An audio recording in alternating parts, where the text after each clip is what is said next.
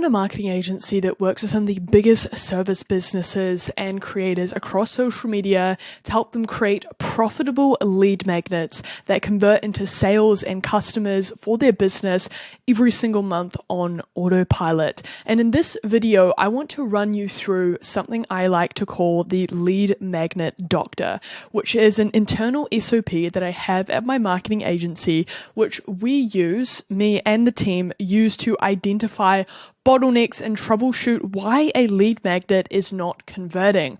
And so I wanted to share this with you. In this video, I want to give you a full rundown of this SOP. I am not gatekeeping anything. I'm going to give you a rundown of literally every single thing that could possibly be going wrong with your lead magnet and action steps on how you can solve it. Super excited, and honestly, I was hesitant to record this video and share this with you. So yeah, by the end of this video, you will have the exact action step that you need to go out and fix your lead magnet that is not converting. That's my promise to you. All right, so let's really jump right into it. So to really start off here, the key metrics of a lead magnet that you really need to know, because if you don't know your metrics, then you're not really going to be able to identify the problem. So we don't want to be making decisions based on emotions and how we feel or what we think. We want to be making decisions based on hard data about our funnel. So these are kind of the steps of conversion in this lead magnet funnel. So you first have your traffic conversion rate. So if you're making content or you're running paid ads, how many of the people that saw your content clicked over to your landing page? And then and I also have a question mark there, and you might be like, why is that? You'll see later, and I'll speak about that. The landing page conversion rate, that is out of how many people that saw your landing page opted in to get the lead magnet, and we're aiming for 40 to 50% plus. Then we have the email open rate. So out of all of the people that opted into that landing page, how many of those people opened your email or your emails? And we're aiming for 40 to 50% plus. And then the booked call rate is essentially out of everyone that opted into your funnel. So one's a little bit different. It's everyone who opted in and is inside this funnel. How many of those people booked in a call or converted into a sale or whatever action that you want to go from there? It could be join a community or something along those lines, but we just call it our sales conversion rate or booked call rate. So that's 1 to 3% plus. Obviously, more the better. Then the show up rate, this is more for service providers who are using this to book calls. I'm not really going to be talking about show up rate or sales conversion rate, as they're not like super relevant right now anyway, but you should totally be tracking those. They are relevant because if you're everything else is great, but you get a really low show up rate, then there's definitely something to be said there. But we won't really be addressing them in this video. So show up rate should be around 75 to 80% plus, and sales conversion rate from those sales calls, about 25% or plus, right? So as I mentioned, only focus on these first three metrics right here. The last two are more sales related and usually aren't the bottleneck, but of course you still need to track these. Generating sales calls from lead magnets or sales is all cause and effect. There is no dark force that is working against you.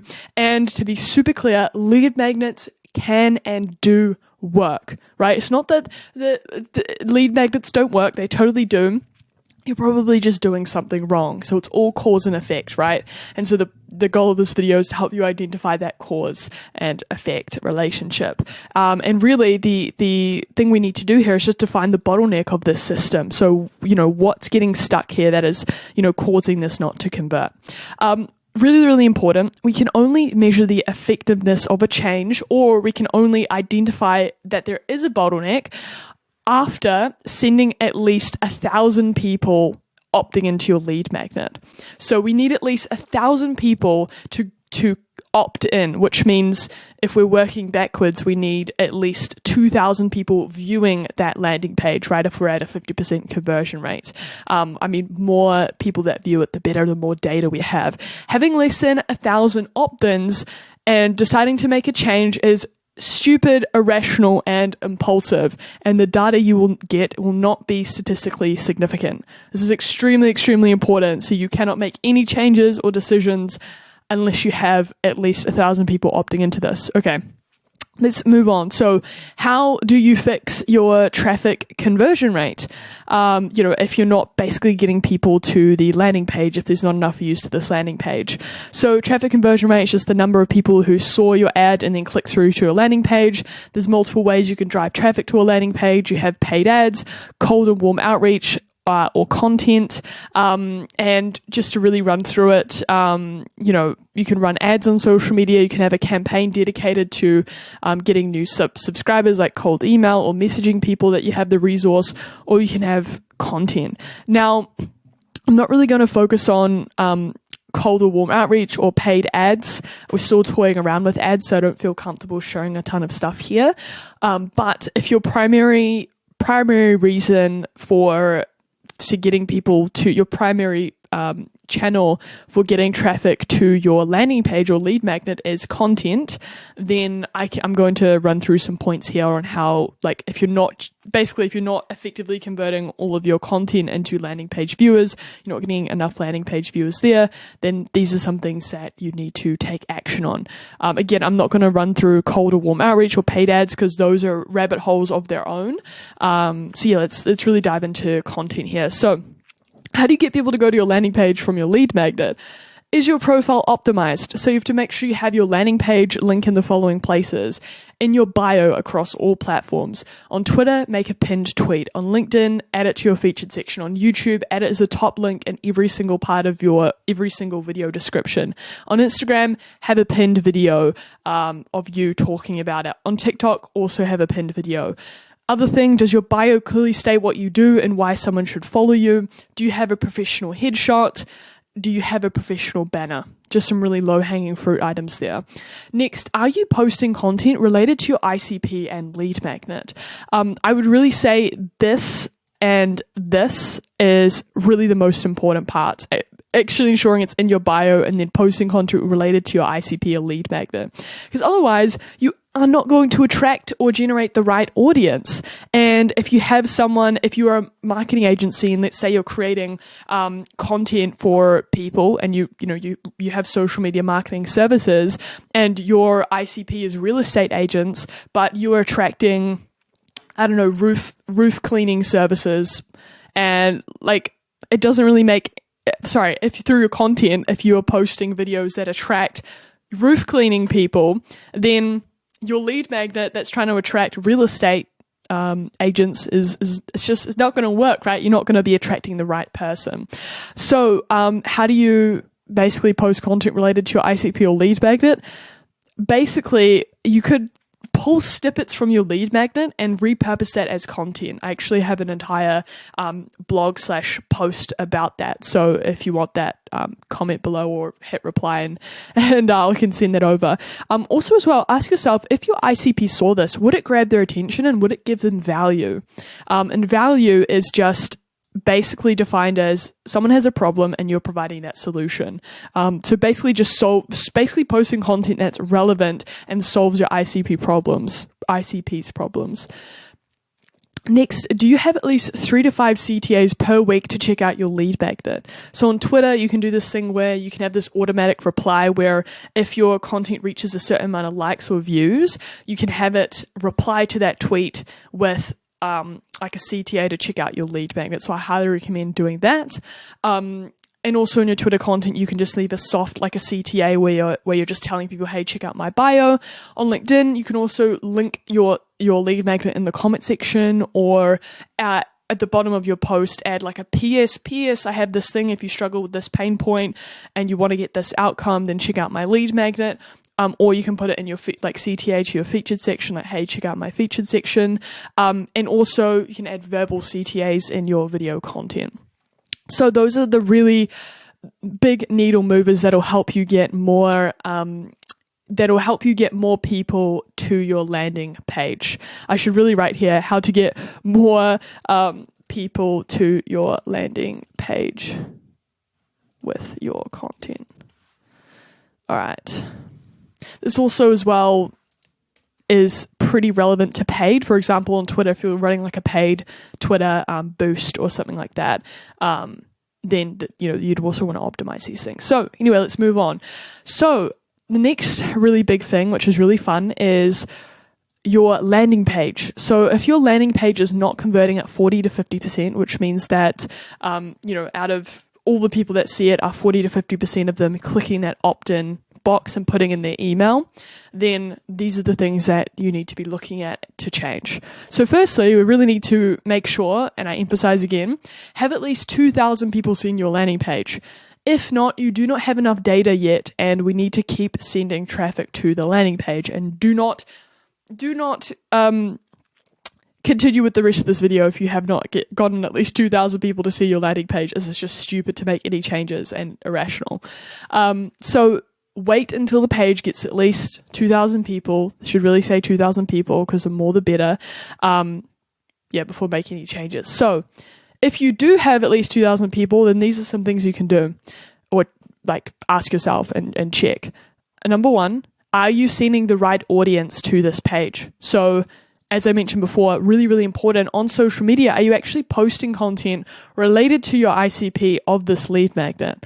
Because if you're not, and you're linking people to that lead magnet, and they go to that page, right, and the lead magnet isn't for them as a person, then obviously they're not going to opt in because it's not relevant to them, right? And that will cause your landing page conversion rate to absolutely plummet. So make sure the content you're posting on social media is relevant to your ICP. And then with the ads that you're running, are you targeting the right audience, right? That's something else to ask yourself. So next, if you have enough traffic, you're sending the right audience to this page. Next, does the topic of this lead magnet actually solve the biggest pain point or help your ICP unlock their dream outcome? This is their dream outcome. Otherwise, your audience won't care to opt in. So even if you're getting the right person to that page, if you're not actually creating a resource that is actually valuable to them and they're actually solving a pain point they care about and unlocking a dream outcome that they care about, they're not actually going to opt in because they're like, well, this isn't really going to be very helpful for me, right? So that's really, really important. And I'll show you a little bit more further on this video on how to actually make sure you're choosing the right, pain point or thing to create your lead magnet around. So that's really important. Next is, if you think you have a solid topic and the biggest pain point would be looking at the headline. This is another really big needle mover for you that'll make a really big difference. And so here are a couple of tips here when it comes to writing headlines. I see this mistake all the time.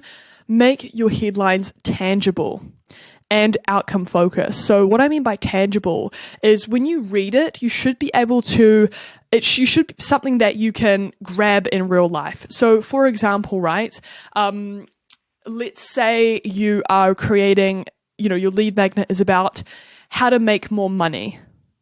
How to make more money is not tangible, right? It's not really that tangible, right? Like, yes, I could hold some money, but it's not really that specific. Now, getting tangible about that headline of how to make more money, instead you might say, here's how to make $10,000 every single month. That's super tangible because now I could see that in my bank account. I could touch the $10,000. I know the time frame every single month. And so you want to think to yourself, how can I make my headline as specific and tangible as possible? That's really, really important. The next thing here is you want to make it outcome focused. So you really want to ask yourself, like, yes, I'm going to let's say, for example, you're telling someone you can make $10,000 a month. That's your headline, right? Like, I will teach you how to make $10,000 every single month. And, let's say after that, $10,000 every single month. And the outcome of that would be, the outcome of the $10,000 a month is so that they can have the money, they can buy what they want, but the ultimate outcome is freedom, right? And so the ultimate outcome that you would add to that is, hey, here's how to make $10,000 every single month so that you can work from anywhere and be financially free, right? That's the ultimate outcome that they're generating. So try and think to yourself, okay, what's the outcome of making money? It's probably so that you can feel like secure and safe. And why should I why should I feel secure and safe? Also, I can take care of my loved ones. Why should I want to take care of my loved ones? Like, keep going down that track of like, okay, what is the ultimate outcome, right? What's the deepest desire? And that's really going to help you craft powerful headlines.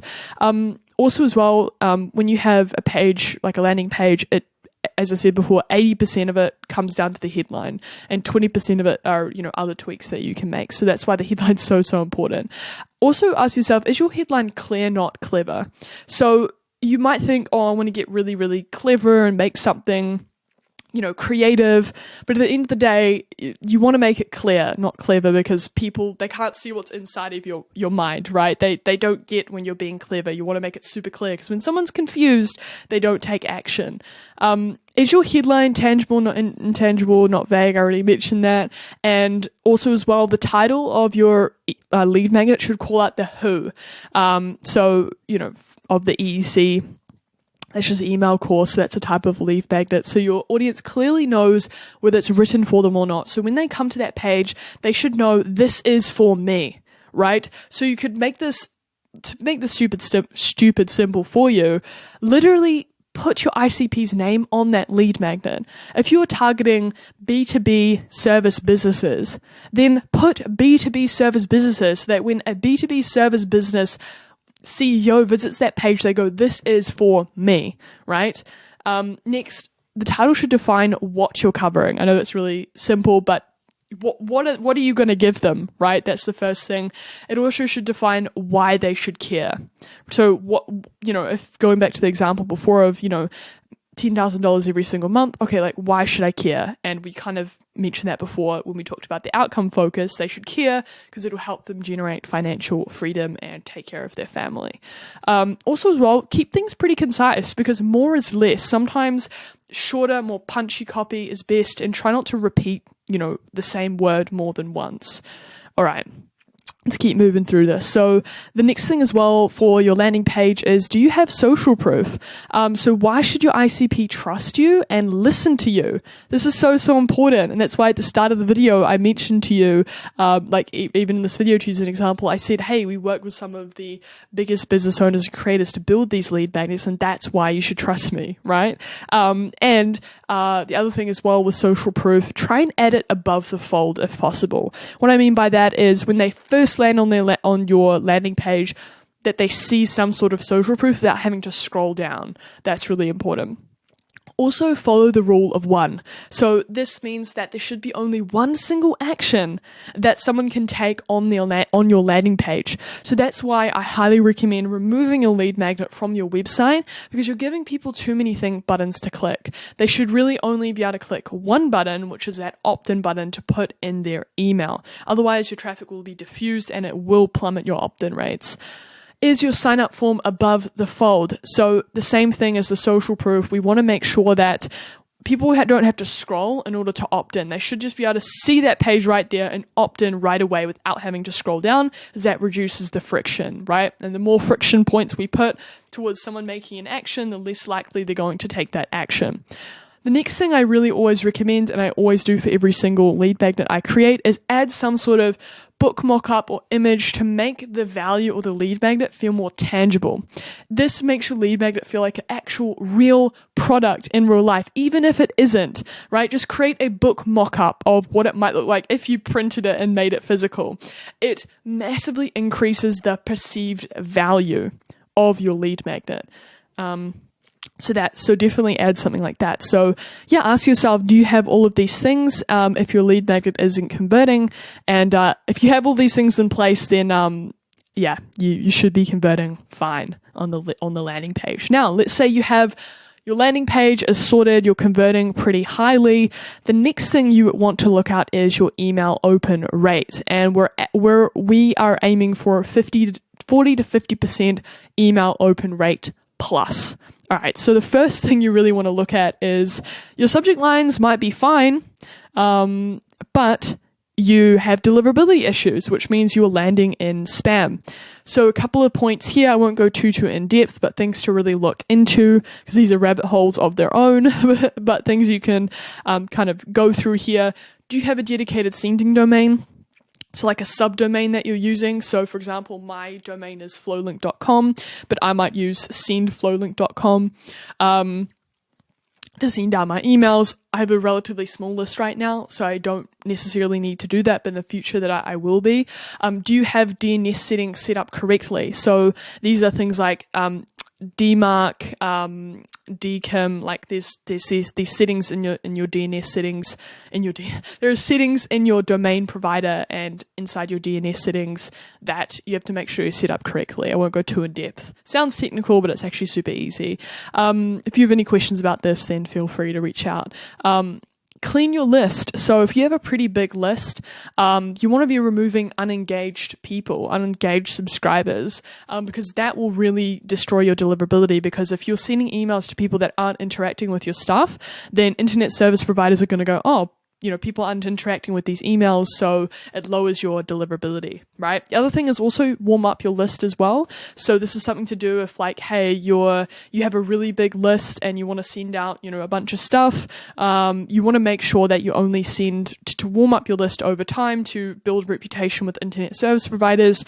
Only send to engaged people. So people that have clicked a link, people that have opened your emails recently, or people that have replied, and just send emails to them over time to over time build that reputation. So if you are having deliverability issues, usually your the software you're using to send out your emails will show you like how many of your emails are delivered, etc. So you should have a good idea if you're delivering or not through looking at those settings in the back end. All right, so let's say that your deliverability is fine. Then the next thing you really want to look at for your email open rate is the biggest needle mover is just your subject lines. And so here are some tips for writing really compelling subject lines that get high open rates. Do you have a strong hook? So are you creating curiosity and striking a nerve in your ideal customer profile to actually to open your email? So to create high converting subject lines, use these formulas. Really, really easy formulas. Here's a ton of value for minimal time. Here's a ton of value for minimal cost. Here's how to solve your problem with not much effort, or here's how to unlock a desirable outcome instantly. So of course you want to apply these to your niche and to your ICP, but every time you write a headline, think about how you can use those frameworks to create headlines that people want that people want to open. Also as well, just some other tips. Try and keep it no more than 9 words or 15 maximum and 60 characters, because otherwise it'll just get cut off, and there's nothing worse than having a great hook, but you don't even get time to finish the hook, and people don't even read the whole thing because it gets cut off, right? Make it casual. So keep it real. People are in their inbox. They're real humans. You're talking to a real human who has real human psychological needs and a personal life. And you don't need to make it super professional. Actually, the less professional, the better. Obviously, there's a line there. Don't go crazy and don't take that to the extreme. But make it casual. It should read like you're talking to a friend. So using sentence case, I recommend. In some instances, you can use capital letters like a headline, but sentence case is always better. Use the preview text to generate extra curiosity. This is real estate on your email inbox. So you have the subject line and then you have the the subtext that you can see. This is real estate that people don't utilize. Like, make sure you're actually utilizing this to generate extra curiosity to get people to open your emails.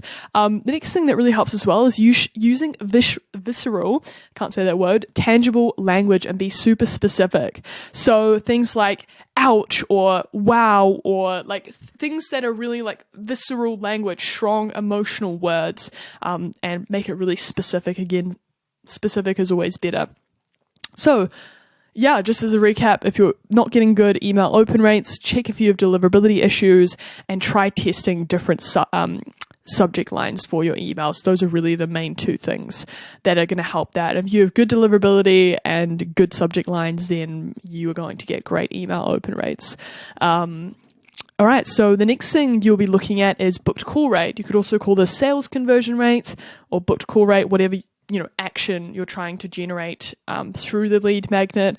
And we're really looking at a 1 to 3% plus conversion rate. 2% is more ideal, but anywhere between 1 and 3% is scalable and is good. So if you're not booking calls for your lead magnet or you're converting into sales, but your landing page and email open rates are fine, it's either two problems or a combination of both of these things. So number one, the positioning of the lead magnet and the paid offer. 2, the sales sequence, so the copy inside of the emails. So also, just for some context, when I talk about lead magnets and opening emails, etc., I'm really referring to email-based courses, and this is something that we build. And what this looks like is it's really simple. It's just a landing page. People opt into the lead magnet. We send the lead magnet and the value over a series of 5 emails, and then we send them typically about 3 sales emails, right? So those 5 emails are the educational emails and the 3 are the sales emails. And so when I say the sales sequence, I'm talking about those 3 sales emails that we're using to convert people into a booked call. So let's break down how to fix these 2 things, if they are the problem. So the first thing is, if your sales emails aren't converting, then you want to look at the positioning of your lead magnet and the paid offer. So positioning, really simply, in this context, is the topic of the lead magnet and how it fits into the offer that you are promoting or you're plugging. So the things to ask yourself, if you think it's the positioning and your paid offer, is, does your lead magnet actually align with your paid offer? Is it relevant? And the easiest way to do this is ask yourself these 3 questions. What is about your offer, right? And then about your lead magnet, see if they match up. So the big promise, what's the problem that your paid offer helps people solve and the big outcome it helps people unlock? And does this align with the lead magnet that you're creating? What's the target audience of your paid offer? Who does it help specifically? And the lead magnet, are you attracting that same target audience with your lead magnet? I know these questions sound really simple, but it's so important, like the fundamentals. The delivery mechanism. So what kind of product or service are you providing to fulfill on this promise? So do you provide web design services? Do you provide paid ads? Do you create creatives for paid ads? Do you help people write content? That's a delivery mechanism. And are you teaching or mentioning that delivery mechanism or showing people that delivery mechanism inside your lead magnet? So if you are a marketing agency that does web design and you make a lead magnet about how to create content, then there's a misalignment between how you're delivering, on that promise, right? Ask yourself, define these 3 things about your offer and make sure that they also align with your lead magnet. And then it'll make sure you have full alignment between the audience that you're trying to attract for your offer and the audience that you're trying to attract for the lead magnet, because you want them to be the same thing. The next thing is, does your lead magnet solve a qualifying problem? So I always like to think about creating a lead magnet as a smaller problem. We want to basically in the lead magnet solve a smaller problem of our ICP that they need to solve before they can consider solving the bigger problem that your paid offer will help them solve. So, for example, if you are a marketing agency that creates content for business owners, the smaller problem that these people might face, the bigger problem is generating views and sales for their business through content. But the smaller problem of that is, how do I record content consistently? That could be a lead magnet. How do I come up with video ideas? That could be a lead magnet, right? And so you're asking me, okay, I have all these problems that are a little bit smaller, right? How do you choose the right problem to focus on in your email course or in your lead magnet? Based on your experience, which of these problems does your audience need most help solving? So after talking to them on sales calls, after understanding your ICP, what is that biggest pain point they have, right? Just choose that biggest pain point, right? There's not really too much of a science to it, just based on your experience, what is that biggest pain point?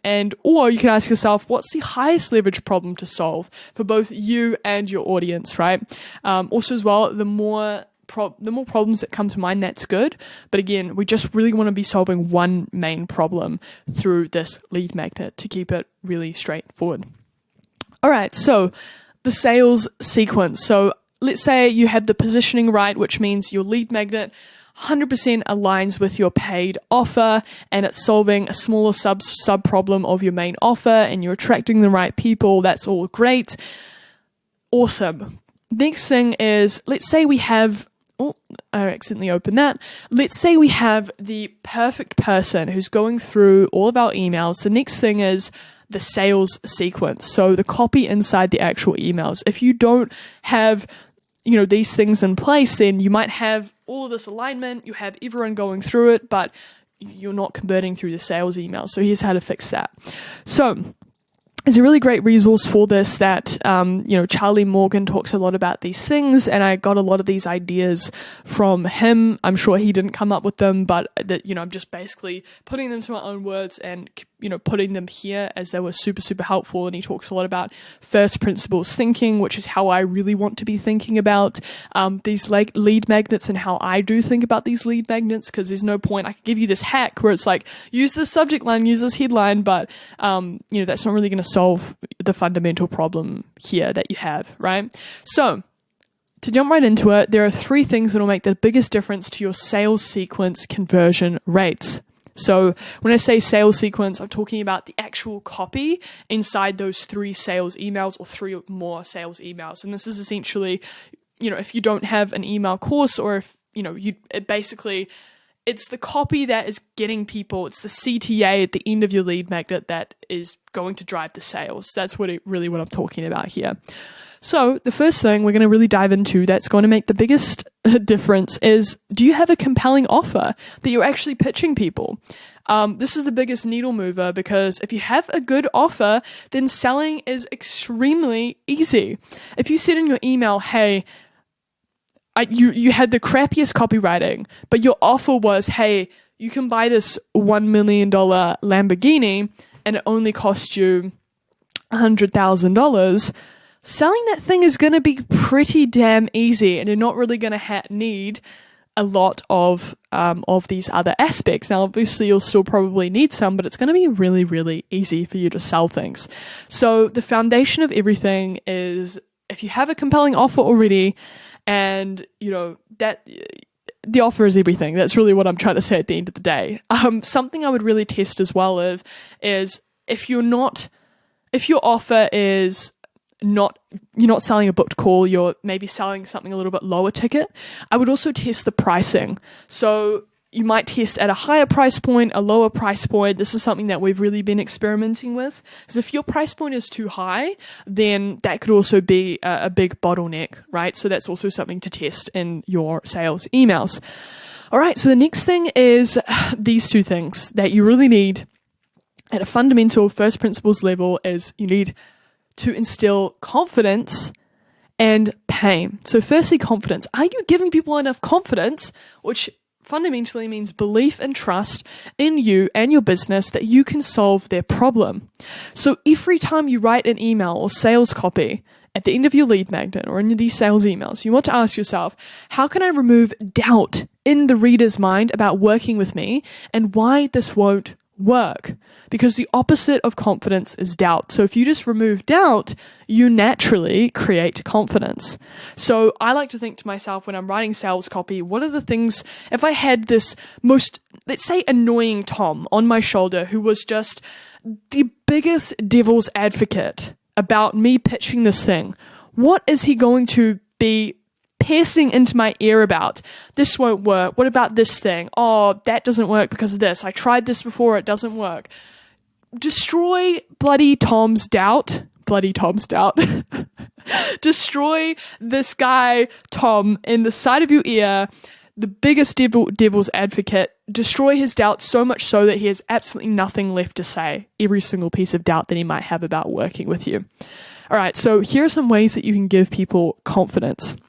We already talked about this, your offer. So how you've positioned it in the market as a vehicle for your ICP to alleviate their pain, solve their problem, and ultimately achieve their goal and satiate their unconscious drives. And the second thing you can do is through your unwavering conviction and faith in your ability to solve their problem and actually help your ICP reach their goal. So just literally your confidence and your conviction when you're writing. That's going to instill a lot of confidence. Also, your clients. So you need to be making sure that you are actually showing people social proof, reviews, your reputation, case studies, client interviews, etc. So other people show them other people that were exactly like them, exactly in their position, who you solved that exact pain point for, so they can see themselves, so they can vicariously live through those people you've already helped and imagine what it would be like if they were that person that you helped. So those are how you can instill confidence. So make sure you have these things in your sales copy to make sure your sales copy and your emails ring confidence and instill that in your ICP. Next is pain. People only buy if they're in pain. So in your emails, are you amplifying pre-existing pain in your emails that your ICP has? Pain really creates action without amplification. This is because humans enter delusions to cope with reality. Pain hurts and can be avoided by pretending it isn't there. So it's our job to remind them of this pain that they're in. And the best way to do this, as I said before, with confidence, when we can, invert confidence as removing doubt.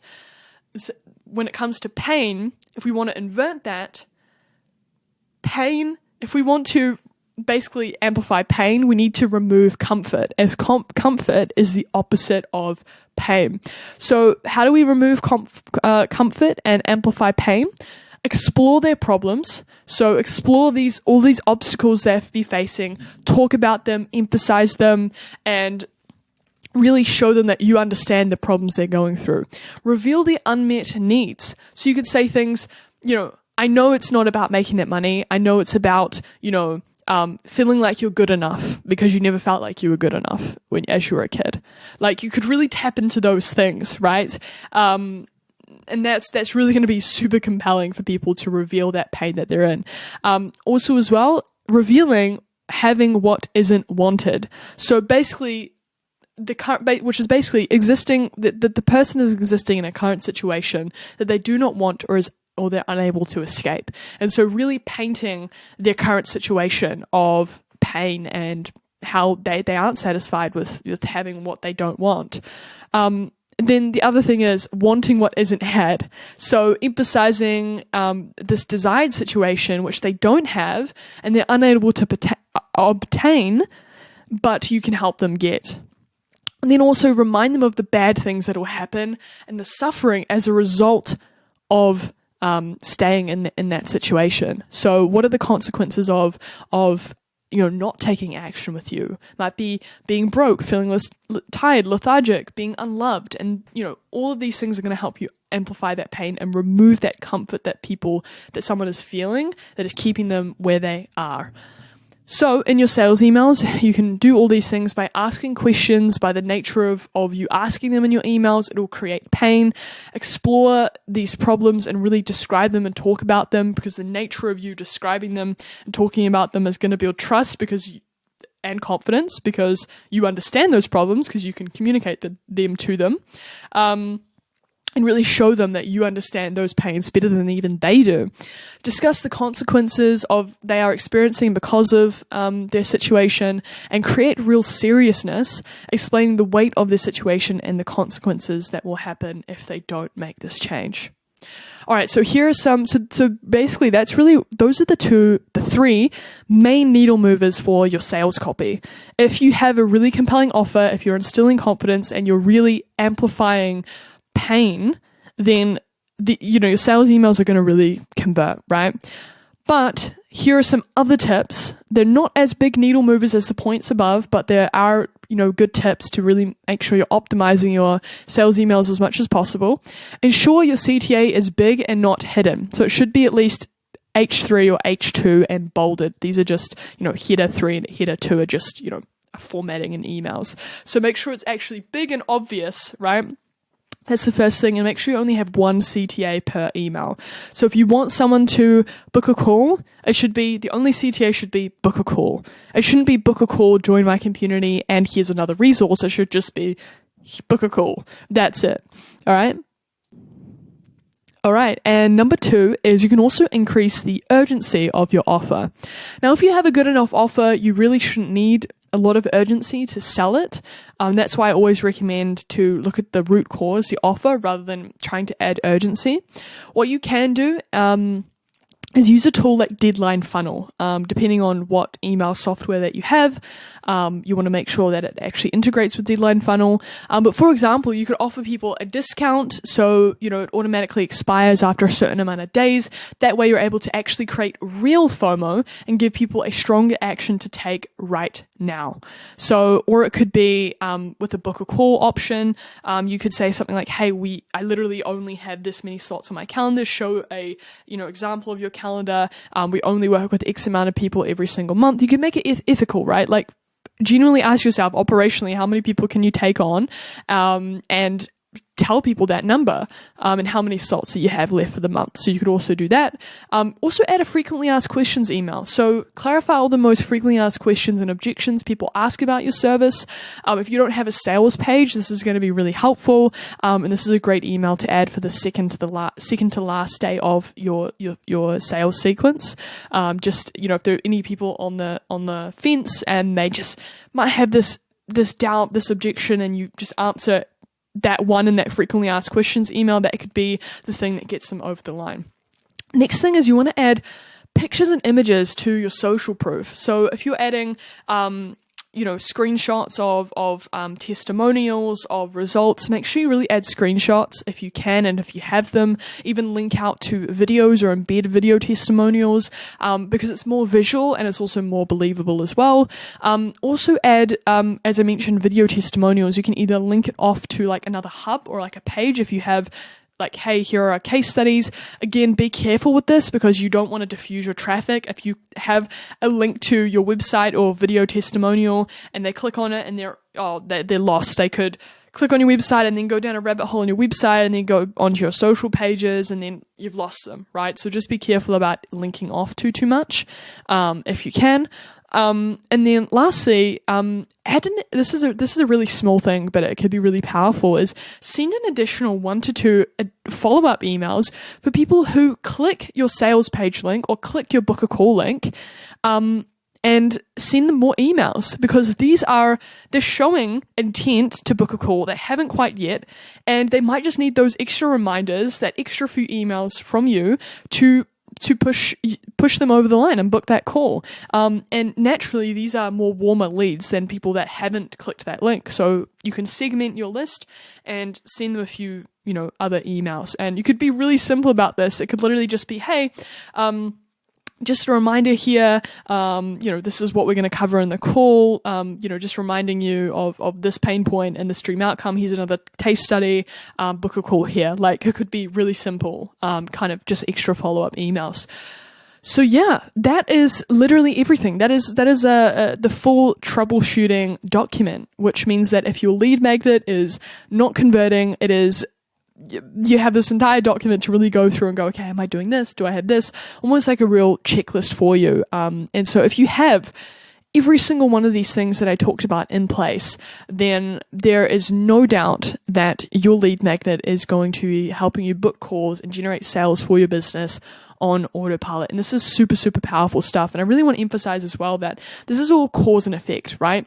If something is not working, you just need to really identify the bottleneck, which is why you need to be tracking these metrics, and then basically have an iterative scientific approach where you're identifying the bottleneck, you create a hypothesis, you change one element, you test it again, and you run another 1,000 people through it, and then you check the results and metrics, and you see if that made a difference. And if it hasn't, great, you haven't found the bottleneck, you need to test something else, run more people through it. It's literally just that cycle. That's literally all it is. And the problem is people just aren't patient enough to go through that really boring iterative cycle until they basically release that bottleneck, and solve their low converting lead magnet. So I know this is really long, but super, super valuable. If you want access to this document, then leave a comment below or hit reply and I'll send it over to you.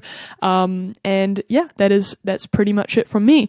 If you're looking at this and you're like, hey, my lead magnet isn't converting, or I don't have a lead magnet and this was super valuable, then we can help you solve that problem. We specialize in building something called an email course funnel. Again, as I said, for some of the biggest creators and business owners on the platform. So if you're generating content across social media or you want to build your email list, an email course is the best way to basically convert all that traffic into more booked calls and clients. So the easiest way to do so, check out my email-based course. I will show you how to turn your social media profile into 3 to 10K a month clients every single month. It'll show you how to build your own educational email course. It'll be either the top link in this description, or somewhere in that description box below where you'll be able to sign up and find that and get some more value. So that's pretty much it. We'll see you around and in the next one.